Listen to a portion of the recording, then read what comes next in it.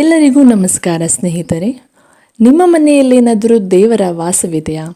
ಒಂದು ವೇಳೆ ನಿಮಗೆ ಪ್ರತಿದಿನ ಬೆಳಗ್ಗೆ ಈ ಸಂಕೇತಗಳು ಕಂಡರೆ ಖಂಡಿತವಾಗಿಯೂ ನಿಮ್ಮ ಮನೆಯಲ್ಲಿ ದೇವರು ವಾಸವಿದೆ ಎಂದು ಅರ್ಥ.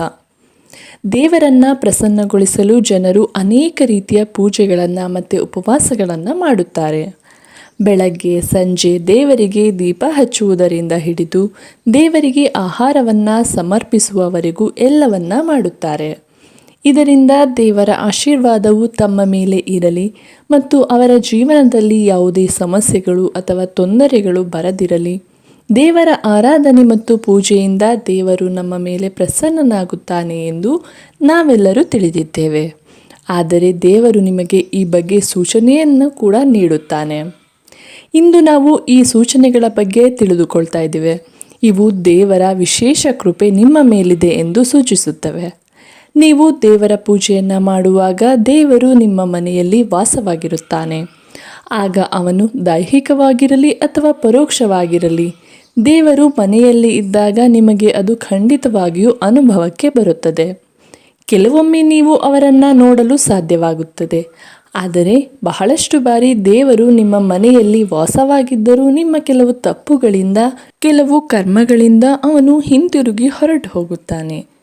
ಏಕೆಂದರೆ ಆ ಸಮಯದಲ್ಲಿ ಜನರು ಕೆಲವೊಮ್ಮೆ ತಪ್ಪು ಮಾಡುತ್ತಾರೆ. ಕೆಲವು ಜನರ ಮನೆಯಲ್ಲಿ ದೇವರು ವಾಸವಾಗಿರುತ್ತಾನೆ, ಆದರೆ ಅವರಿಗೆ ತಾವೇ ಆ ವಿಷಯವನ್ನು ಅರಿತಿರುವುದಿಲ್ಲ. ಅವರು ತಾವೇ ದೇವರ ಅವಮಾನವನ್ನು ಮಾಡಿ ದೇವರನ್ನು ಹಿಂತಿರುಗಿಸುತ್ತಾರೆ ಮತ್ತು ಹೇಳ್ತಾರೆ, ನಾನು ಪ್ರತಿದಿನ ದೇವರ ಪೂಜೆಯನ್ನು ಮಾಡುತ್ತೇನೆ, ಆದರೂ ದೇವರು ನನಗೆ ಏಕೆ ಕಾಣಿಸುವುದಿಲ್ಲ ಎಂದು. ನಿಮ್ಮ ಈ ಎಲ್ಲ ತಪ್ಪುಗಳಿಂದ ದೇವರು ಕೋಪಗೊಳ್ಳುತ್ತಾನೆ. ಆದ್ದರಿಂದ ಇಂದು ನಾವು ಈ ಲಕ್ಷಣಗಳ ಬಗ್ಗೆ ವಿವರವಾಗಿ ತಿಳಿದುಕೊಳ್ಳೋಣ. ಈ ಲಕ್ಷಣಗಳಿಂದ ನೀವೇ ದೇವರು ನಿಮ್ಮ ಮನೆಗೆ ಬಂದಿದ್ದಾನೆ ಎಂದು ಅರಿತುಕೊಳ್ಳಬಹುದು. ಬನ್ನಿ ಹಾಗಾದರೆ ಆ 20 ಲಕ್ಷಣಗಳು ಯಾವುವು ಎಂದು ನೋಡೋಣ.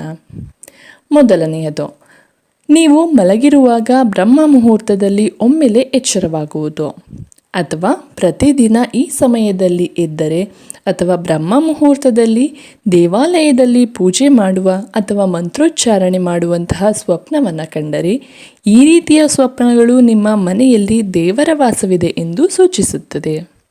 2. ಬ್ರಹ್ಮ ಮುಹೂರ್ತದಲ್ಲಿ ಶಂಖ, ಮಂತ್ರ, ಘಂಟೆ ಅಥವಾ ರಾಮರಾಮ ಎಂಬ ಜಪದ ಶಬ್ದ ಕೇಳಿಸಿದರೆ, ಇಂತಹ ಶಬ್ದ ಕೇಳಿದರೆ ದೇವರು ನಿಮ್ಮ ಮನೆಗೆ ಬಂದಿದ್ದಾನೆ ಎಂದು ಸೂಚಿಸುತ್ತದೆ. 3. ಸ್ನಾನ ಮಾಡಿ ಸಿದ್ಧರಾದಾಗ ವಿಶಿಷ್ಟವಾದ ಸುಗಂಧ ಕಾಣಿಸಿದರೆ, ಇದು ಒಂದು ವಿಶೇಷ ಸುಗಂಧವಾಗಿರುತ್ತದೆ. ಇದು ಮನೆಯ ಯಾರಿಗೂ ಅನುಭವಕ್ಕೆ ಬರುವುದಿಲ್ಲ, ಕೇವಲ ನಿಮ್ಮ ಅನುಭವಕ್ಕೆ ಮಾತ್ರ ಬರುವಂತಹದ್ದು. ಇದು ಯಾವುದೇ ಪರಿಮಳ ದ್ರವ್ಯ ಕೇವಲ ನಿಮ್ಮ ಅನುಭವಕ್ಕೆ ಮಾತ್ರ ಬರುತ್ತದೆ. ಇದು ಯಾವುದೇ ಪರಿಮಳ ದ್ರವ್ಯ, ಧೂಪದ ಗಂಧ ಅಥವಾ ಇತರ ಯಾವುದೇ ಸುಗಂಧವಲ್ಲ. ಈ ಸುಗಂಧ ನಿಮ್ಮ ಮನೆಯ ದೇವರ ಕೋಣೆಯಿಂದ ಬರುತ್ತದೆ. ದೇವರ ಕೋಣೆಯ ಹತ್ತಿರ ಹೋದಂತೆ ಈ ಸುಗಂಧ ಹೆಚ್ಚಾಗುತ್ತದೆ. ಈ ಸುಗಂಧ ದೇವತೆಗಳಿಂದ ಬರುವ ಸುಗಂಧವಾಗಿದೆ. ಇದು ನಿಮ್ಮ ಮನೆಯಲ್ಲಿ ದೇವರ ವಾಸವಿದೆ ಎಂದು ಸೂಚಿಸುತ್ತದೆ. ಇದಕ್ಕೆ ವಿರುದ್ಧವಾಗಿ ಮನೆಯಲ್ಲಿ ನಕಾರಾತ್ಮಕ ಶಕ್ತಿ ಪ್ರವೇಶಿಸಿದಾಗ ದುರ್ಗಂಧ ಬರುತ್ತದೆ. ಆದರೆ ದೇವರು ವಾಸವಾಗಿರುವಾಗ ಮತ್ತು ಸಕಾರಾತ್ಮಕ ಶಕ್ತಿ ಪ್ರವೇಶಿಸಿದಾಗ ಈ ಸುಗಂಧ ನಿಮ್ಮ ಹೃದಯವನ್ನು ಸಂಪೂರ್ಣವಾಗಿ ಮಂತ್ರಮುಗ್ಧಗೊಳಿಸುತ್ತದೆ. 4. ಪೂಜೆಯ ಸಮಯದಲ್ಲಿ ಯಾವುದೇ ಜೀವಿ ನಿಮ್ಮ ಮನೆಯ ಬಾಗಿಲಿಗೆ ಬಂದರೆ, ಅಂದರೆ ನಾಯಿ, ಬೆಕ್ಕು, ಗೋವು, ಸಾಧು ಅಥವಾ ಭಿಕ್ಷುಕ ನಿಮ್ಮ ಮನೆಯ ಬಾಗಿಲಿಗೆ ಬಂದರೆ, ಇದು ವಾರದಲ್ಲಿ ಆಗಾಗ್ಗೆ ಇದು ಸಂಭವಿಸಿದರೆ ಇದರ ಅರ್ಥ ದೇವರು ನಿಮ್ಮ ಬಾಗಿಲನ್ನು ತಟ್ಟುತ್ತಿದ್ದಾನೆ ಎಂದು. ಗೋಮಾತೆ ಲಕ್ಷ್ಮೀದೇವಿಯ ಒಂದು ರೂಪವಾಗಿದೆ. ನಾಯಿ ಭೈರವನ ಸಂಕೇತವಾಗಿದೆ ಮತ್ತು ಭಿಕ್ಷುಕನು ದೇವರ ಯಾವುದೋ ರೂಪದಲ್ಲಿ ಬರುತ್ತಾನೆ. ಆದ್ದರಿಂದ ಅವರನ್ನು ಎಂದಿಗೂ ಹೊರಗಟ್ಟಬಾರದು. ಬದಲಿಗೆ ಅವರಿಗೆ ಏನಾದರೂ ಆಹಾರವನ್ನು ನೀಡಿ ಮತ್ತು ಗೌರವಿಸಿ. ಹಣ ಅಥವಾ ಇತರ ದಾನವನ್ನು ನೀಡುವುದು ಬೇರೆ ವಿಷಯ, ಆದರೆ ಆಹಾರ ಮತ್ತು ನೀರಿನ ದಾನವೇ ದೊಡ್ಡ ದಾನವಾಗಿದೆ. 5. ರಾತ್ರಿಯಲ್ಲಿ ಆಗಾಗ್ಗೆ ಸ್ವಪ್ನಗಳಲ್ಲಿ ದೇವಾಲಯ, ಮೂರ್ತಿ ಅಥವಾ ದೇವರ ದರ್ಶನವಾಗುವುದು. ಇದರ ಅರ್ಥ ದೇವರ ಕೃಪೆ ನಿಮಗೆ ಶೀಘ್ರವಾಗಿ ಒಲಿಯಲಿದೆ.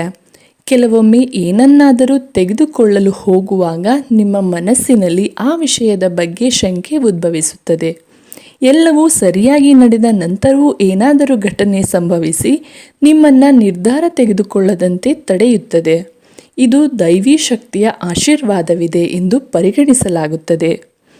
ದೇವರ ಆಶೀರ್ವಾದವಿರುವ ಜನರು ಶ್ರೀಮಂತರಾಗಿರಲಿ ಅಥವಾ ಬಡವರಾಗಿರಲಿ ಎಲ್ಲೆಡೆ ಬೆಂಬಲವನ್ನು ಪಡೆಯುತ್ತಾರೆ. ಕಡಿಮೆ ಕೆಲಸ ಮಾಡಿದರೂ ಯಶಸ್ಸು ಸಿಗುವುದಾದರೆ ಇದು ದೇವರ ಕೃಪೆಯ ಲಕ್ಷಣವಾಗಿದೆ. ದೇವರು ಅವರ ಮೇಲೆ ಪ್ರಸನ್ನನಾಗಿರುತ್ತಾನೆ, ಎಲ್ಲ ಸಂಕಟಗಳಿಂದ ರಕ್ಷಿಸುತ್ತಾನೆ. ಪ್ರತಿ ಸಂದರ್ಭದಲ್ಲೂ ಆನಂದವಿರುತ್ತದೆ. ಎಷ್ಟೇ ದುಃಖ ಬಂದರೂ ಅವರು ಯಾವಾಗಲೂ ಆನಂದದಿಂದ ಇರುತ್ತಾರೆ. ಯಾವುದೇ ಸಮಸ್ಯೆಗೆ ಭಯಪಡುವುದಿಲ್ಲ ಮತ್ತು ಪ್ರತಿ ತೊಂದರೆಯನ್ನು ಕೂಡ ಸುಲಭವಾಗಿ ಜಯಿಸುತ್ತಾರೆ. 6. ಗೂಬೆಯನ್ನು ಕಾಣುವುದು ಶುಭ. ಹಿಂದೂ ಧರ್ಮದಲ್ಲಿ ಗೂಬೆಗೆ ಬಹಳ ಮಹತ್ವವನ್ನು ನೀಡಲಾಗಿದೆ. ಗೂಬೆಯನ್ನು ಲಕ್ಷ್ಮೀದೇವಿಯ ವಾಹನವೆಂದು ಪರಿಗಣಿಸಲಾಗುತ್ತದೆ. ಆದ್ದರಿಂದ ನೀವು ಎಲ್ಲಾದರೂ ಗೂಬೆಯನ್ನು ಕಂಡರೆ ಇದು ಅತ್ಯಂತ ಶುಭ ಲಕ್ಷಣವೆಂದು ಭಾವಿಸಲಾಗುತ್ತದೆ. ಒಮ್ಮೆಲೇ ಗೂಬೆ ಕಾಣಿಸಿದರೆ ಲಕ್ಷ್ಮೀದೇವಿಯು ಶೀಘ್ರವಾಗಿ ನಿಮ್ಮ ಮನೆಗೆ ಬರಲಿದ್ದಾಳೆ ಎಂದು ತಿಳಿದುಕೊಳ್ಳಿ. 7. ಸ್ವಚ್ಛತೆ ಇರುವ ಮನೆಯಲ್ಲಿ ಲಕ್ಷ್ಮೀದೇವಿಯ ವಾಸ. ಧನದ ದೇವತೆ ಲಕ್ಷ್ಮೀ ಮಾತೆಗೆ ಸ್ವಚ್ಛತೆಯನ್ನು ಇಷ್ಟವಾಗುತ್ತದೆ.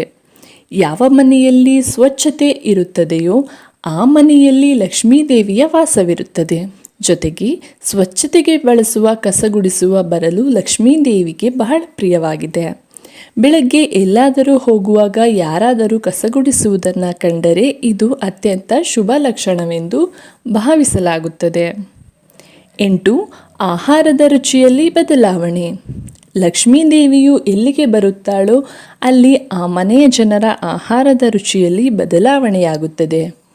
ಇಂತಹ ಮನೆಯ ಜನರಿಗೆ ಹಸಿವು ಕಡಿಮೆಯಾಗುತ್ತದೆ. ಕಡಿಮೆ ಆಹಾರವೇ ಸಾಕಾಗುತ್ತದೆ. ಜೊತೆಗೆ ಇಂತಹ ಮನೆಯ ಜನರು ಮಾಂಸಾಹಾರದಿಂದ ದೂರವಿರುವಂತೆ ಬದಲಾಗುತ್ತಾರೆ. 9. ಶಂಖದ ಶಬ್ದ. ಹಿಂದೂ ಧರ್ಮದಲ್ಲಿ ಶಂಖಕ್ಕೆ ಪ್ರಮುಖವಾದ ಸ್ಥಾನವಿದೆ. ಶಂಖದ ಶಬ್ದವು ಅತ್ಯಂತ ಶುಭವೆಂದು ಪರಿಗಣಿಸಲಾಗುತ್ತದೆ. ಆದ್ದರಿಂದ ಶುಭ ಸಂದರ್ಭಗಳಲ್ಲಿ ಅಥವಾ ಪೂಜೆಯ ಸಮಯದಲ್ಲಿ ಶಂಖವನ್ನು ಊದಲಾಗುತ್ತದೆ. ಬೆಳಗ್ಗೆ ಎದ್ದ ತಕ್ಷಣ ಶಂಖದ ಶಬ್ದ ಕೇಳಿಸಿದರೆ ಇದು ಲಕ್ಷ್ಮೀದೇವಿಯ ಆಗಮನವನ್ನು ಸೂಚಿಸುತ್ತದೆ. 10. ನೀಲಕಂಠ ಪಕ್ಷಿಯ ದರ್ಶನ.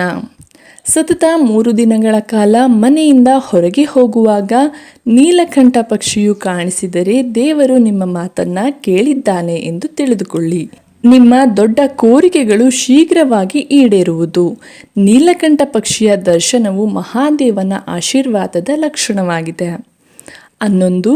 ನಿಮ್ಮ ಮನೆಯ ಮುಖ್ಯ ದ್ವಾರದಲ್ಲಿ ಪಕ್ಷಿಗಳು ಗೂಡು ಕಟ್ಟಿದರೆ ಇದು ಬಹಳ ಶುಭ ಲಕ್ಷಣವಾಗಿದೆ. ಇದು ನಿಮ್ಮ ಪೂಜೆ ಯಶಸ್ವಿಯಾದ ಸಾಕ್ಷಿಯಾಗಿದೆ. ಪಕ್ಷಿಗಳಿಗೆ ಮತ್ತು ಅವುಗಳ ಮರಿಗಳಿಗೆ ತೊಂದರೆಯನ್ನುಂಟು ಮಾಡ್ತೀರಿ, ಬದಲಿಗೆ ಅವುಗಳಿಗೆ ಆಹಾರ ಮತ್ತು ನೀರನ್ನು ಇಡಿ. 12. ಪೂಜೆಯ ನಂತರ ಹೊರಗೆ ಹೋಗುವಾಗ ಕೋತಿಗಳ ಗುಂಪು ಕಂಡರೆ ಇದು ನಿಮ್ಮ ಉಪಾಸನೆ ಯಶಸ್ವಿ ಆಗಲಿದೆ ಎಂಬ ಸಂಕೇತವಾಗಿದೆ. ದೇವರು ನಿಮ್ಮ ಬಗ್ಗೆ ಕರುಣಾಮಯಿಯಾಗಿದ್ದಾನೆ. ಆ ಕೋತಿಗಳಿಗೆ ಏನಾದರೂ ಆಹಾರವನ್ನು ನೀಡಲು ಪ್ರಯತ್ನಿಸಿ. 13. ಪೂಜೆಯ ಸಮಯದಲ್ಲಿ ಒಮ್ಮೆಲೆ ಅತಿಥಿಗಳು ಅಥವಾ ಗುರುವಿನ ಆಗಮನ. ಉದಾಹರಣೆಗೆ ಬ್ರಾಹ್ಮಣರ ಆಗಮನವು ದೇವರ ಆಶೀರ್ವಾದದ ಲಕ್ಷಣವಾಗಿದೆ.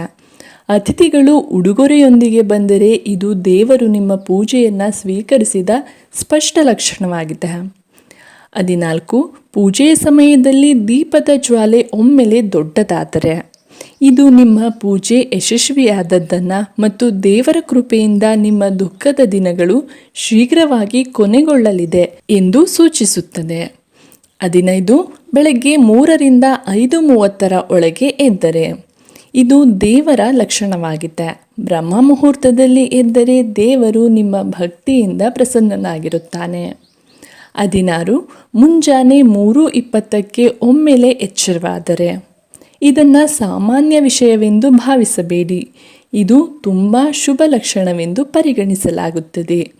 ಮುಂಜಾನೆ 3 ಗಂಟೆಯ ನಂತರ ದೇವತೆಗಳ ಶಕ್ತಿಯು ಜಾಗೃತವಾಗುತ್ತದೆ ಎಂದು ಹೇಳಲಾಗುತ್ತದೆ. ಈ ಸಂದರ್ಭದಲ್ಲಿ ನೀವು ಆಗಾಗ್ಗೆ 3 ಗಂಟೆಯ ನಂತರ ಎಚ್ಚರವಾದರೆ ದೇವತೆಗಳಿಂದ ಕೇಳಿದ ಯಾವುದೇ ವರವು ವ್ಯರ್ಥವಾಗುವುದಿಲ್ಲ. ದೇವರು ನಿಮ್ಮ ಪ್ರಾರ್ಥನೆಯನ್ನು ಖಂಡಿತವಾಗಿಯೂ ನೆರವೇರಿಸುತ್ತಾನೆ. 17. ಸ್ವಪ್ನದಲ್ಲಿ ಎತ್ತರದ ಪರ್ವತ ಮತ್ತು ಜಲಪಾತ ಕಂಡರೆ. ಒಂದು ವೇಳೆ ನೀವು ಆ ಜಲಪಾತದ ನೀರನ್ನು ಕುಡಿಯುತ್ತಿದ್ದರೆ ನಿಮಗೆ ಖಂಡಿತವಾಗಿಯೂ ಯಶಸ್ಸು ಸಿಗಲಿದೆ. ನಿಮ್ಮ ಶಿಕ್ಷಣವನ್ನು ಸರಿಯಾಗಿ ಬಳಸಿಕೊಂಡು ಕುಟುಂಬವನ್ನು ನಡೆಸಬಹುದಾದರೆ ಇದು ಕೇವಲ ದೇವರ ಕೃಪೆಯಿಂದ ಸಾಧ್ಯವಾಗುತ್ತದೆ. ಜಗತ್ತಿನಲ್ಲಿ ಕೆಲವರು ಶಿಕ್ಷಿತರಾಗಿದ್ದರೂ ತಮ್ಮ ಶಿಕ್ಷಣವನ್ನು ಸರಿಯಾಗಿ ಬಳಸಿಕೊಳ್ಳಲು ಸಾಧ್ಯವಾಗುವುದಿಲ್ಲ. ಒಳ್ಳೆಯ ಆರೋಗ್ಯವಿರುವವರ ಮೇಲೆ ದೇವರ ಆಶೀರ್ವಾದವಿರುತ್ತದೆ. ಇಂತಹ ಜನರು ತಮ್ಮನ್ನು ಭಾಗ್ಯವಂತರೆಂದು ಭಾವಿಸಬೇಕು. ನಿಮ್ಮ ಜೀವನದಲ್ಲಿ ಸರಿಯಾದ ಜೀವನ ಸಂಗಾತಿಯು ಸಿಕ್ಕಿದ್ದರೆ ಇದು ಕೇವಲ ದೇವರ ಕೃಪೆಯಿಂದ ಸಾಧ್ಯವಾಗಿದೆ. ಒಳ್ಳೆಯ ಜೀವನ ಸಂಗಾತಿಯು ನಿಮ್ಮ ಸಂಪೂರ್ಣ ಜೀವನವನ್ನು ಆನಂದಮಯವಾಗಿಸಬಹುದು. ಆದರೆ ಕೆಟ್ಟ ಜೀವನ ಸಂಗಾತಿಯು ಸಂಪೂರ್ಣ ಜೀವನವನ್ನು ಕಲಹ ಮತ್ತು ಸಂಕಟದಲ್ಲಿ ಕಳೆಯುವಂತೆ ಮಾಡಬಹುದು. 19. ವಿಧೇಯ ಮಗು. ಒಬ್ಬ ವ್ಯಕ್ತಿಯ ಮಗು ವಿಧೇಯವಾಗಿದ್ದರೆ ಇದು ದೇವರ ಕೃಪೆಯೇ ಆಗಿದೆ. ಇಲ್ಲವಾದರೆ ಈ ಕಾಲದಲ್ಲಿ ಬಹಳಷ್ಟು ಜನರು ತಮ್ಮ ಮಕ್ಕಳಿಂದ ದುಃಖಿತರಾಗಿದ್ದಾರೆ. ಸರಿಯಾದ ಮತ್ತು ತಪ್ಪಿನ ನಡುವೆ ವ್ಯತ್ಯಾಸವನ್ನು ಗುರುತಿಸುವ ಸಾಮರ್ಥ್ಯವಿರುವವರ ಮೇಲೆ ಅವರ ಪ್ರಮುಖ ದೇವತೆಯ ಆಶೀರ್ವಾದವಿರುತ್ತದೆ. ಸ್ವಪ್ನದಲ್ಲಿ ದೇವರನ್ನು ಕಾಣುವವರಿಗೆ ದೇವತೆಗಳ ಆಶೀರ್ವಾದವಿರುತ್ತದೆ. ಇಲ್ಲವಾದರೆ ಎಲ್ಲರಿಗೂ ದೇವರ ದರ್ಶನವಾಗುವುದು ಸಾಧ್ಯವಿಲ್ಲ.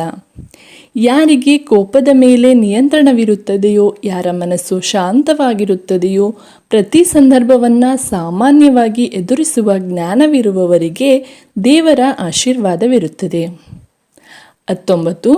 ಗುರು, ಪೋಷಕ ಅಥವಾ ಬ್ರಾಹ್ಮಣರ ಆಗಮನ. ದೇವರು ತಮ್ಮ ನಿಜವಾದ ರೂಪದಲ್ಲಿ ಕಾಣಿಸಿಕೊಳ್ಳುವುದಿಲ್ಲ, ಆದರೆ ಕೆಲವರನ್ನು ದೇವತೆಗಳಿಗೆ ಸಮಾನವೆಂದು ಭಾವಿಸಲಾಗುತ್ತದೆ. ಇದರಲ್ಲಿ ಪೋಷಕರು, ಗುರು ಅಥವಾ ಬ್ರಾಹ್ಮಣರು ಸೇರಿದ್ದಾರೆ.